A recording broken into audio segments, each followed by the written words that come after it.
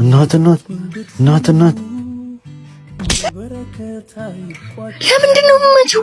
እና ክብሩን አይጠብቅም? ስለምን ክብር ነው የምታወሪው? ልብስሽ ተበላሽቶ እኮ ሊነግርሽ ነው የመጣው። ና እንሂድ ወንድሜ።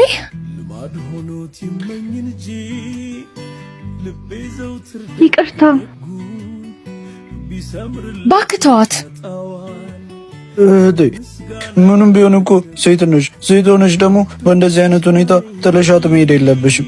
ደግሞ እኮ የመጣችኝ ስላላወቀሽ ነው እንጂ እህቴ፣ በእናትሽ ጃኬትሽን ስጫት።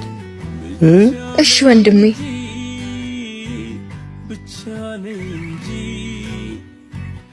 እሰሪበት።